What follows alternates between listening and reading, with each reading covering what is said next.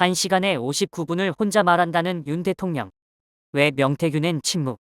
윤석열 자택 셀 수 없이 갔다. 매일 전화는 거의 빠짐없이 낮에도 여러 번 했다. 제가 전화로 김건희 여사하고 통화시켜줬다. 우리가 해준 대로 연기를 좀 해달라. 이 말은 김종인 아니고 내가 한 말이다.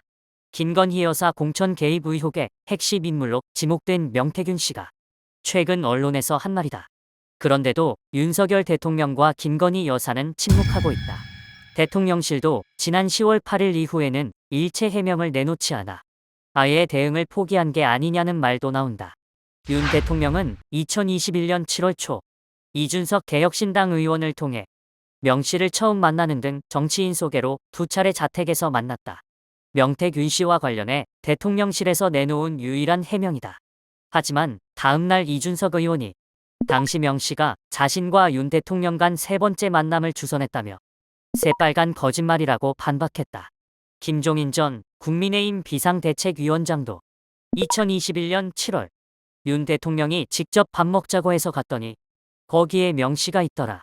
김 여사도 동석했다라고 했다. 여권에선 윤 대통령이 명 씨와의 친분 관련 논란이 커지자 참모들에게 2차례 만났다는 말을 한 것으로 전해진다. 도대체 국민을 어떻게 보길래 금방 들통날 주장을 아무렇지도 않게 내놓느냐는 비판이 안 나올 수 없다.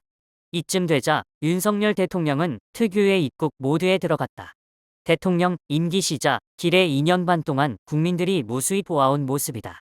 2022년 미국 순방 당시 바이든 미국 대통령을 향한 듯한 윤 대통령의 비속어 발언이 논란이 되자 대통령실은 장시간 고민 끝에 날리면이란 해명을 내놓았다. 발언 당사자인 윤 대통령이 직접 해명하면 될 것을 대통령실에 떠넘겼다. 김건희 여사의 도이치모터스 주가 조작 의혹 사건도 아무 언급 없이 뭉개고 있다.